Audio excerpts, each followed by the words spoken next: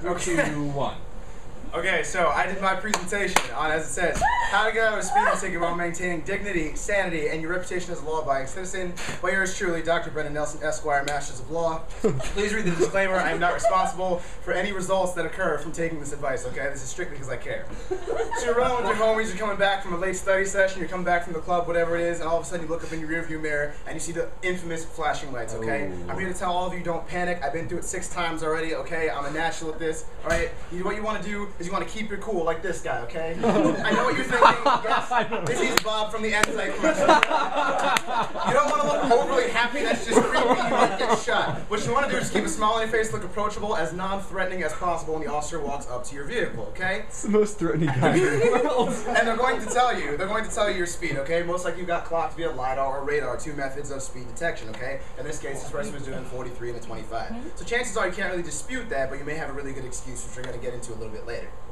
So the officer comes up to your car, he's going to ask to see your license, your registration, and once you have your paperwork in order, he's going to want to take a look around your vehicle, make sure there's no, weapons, contraband, things like that. He's going to want to look at you to see if you're intoxicated or not as well.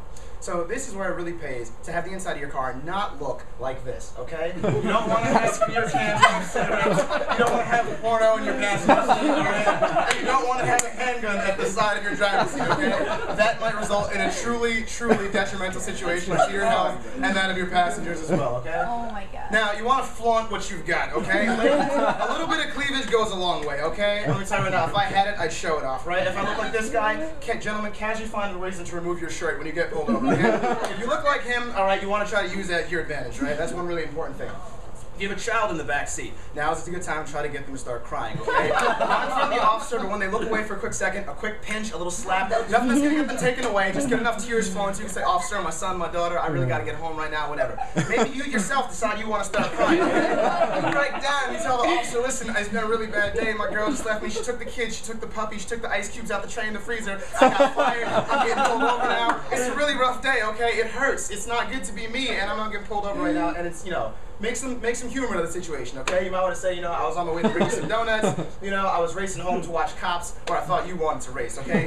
That might not be the best excuse to use, but you want to try to bring some levity to the situation. You don't really want to admit anything right off the bat, say I was speeding. You could try offering money, casually pull out about $5,000 to $6,000 in small denomination unmarked bills, and you might want to casually pass that over through the window to say, officer, if you were to take this and pretend that I wasn't speeding, maybe we could work something out.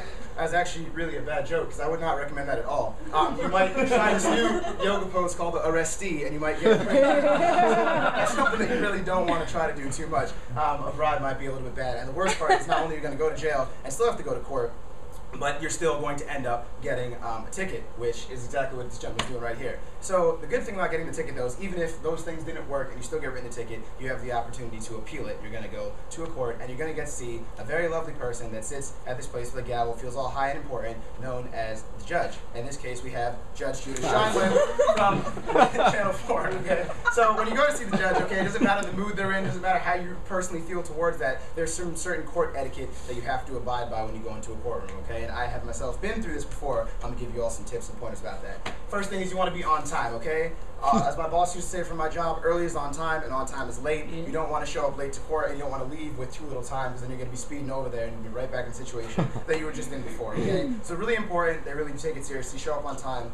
And you want to be dressed the part. Gentlemen, like I said, you want to go to court, you want to have like a nice shirt and tie, some slacks, dress shoes. You might even want to wear a suit. Obviously, you don't want to roll in looking like James Bond in a tuxedo or anything like that. But you obviously want to take it seriously. You don't want to roll out of bed looking like a frat boy. You want to go there and you want to show respect for the courtroom. Ladies, same thing. You might want to, like, nice little business suit, whatever it is. You want to just really, show that you obviously take the situation seriously and show that you're an upstanding citizen in society, that you have a lot to offer, and that, whatever it is, you want sympathy to be on your side in that case. Show that you obviously have a lot to contribute, and maybe, you didn't deserve a ticket.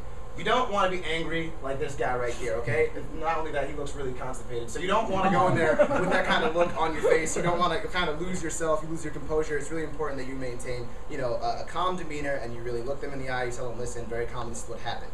no matter what happens, you want to make sure you thank the judge, because you never know when you're going to have to reappear before them for hopefully a different charge, maybe as a witness as opposed to being the plaintiff or the defendant in this case. So you want to make sure you thank them no matter what. Chances are, if it's your first offense, it'll get tossed out.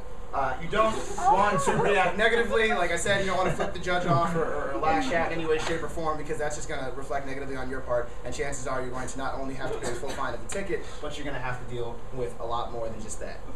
So basically, if you follow these points, you will be able to get out of a speeding ticket while maintaining dignity, sanity, and your reputation as a law-abiding citizen. That is my presentation. Thank you very much.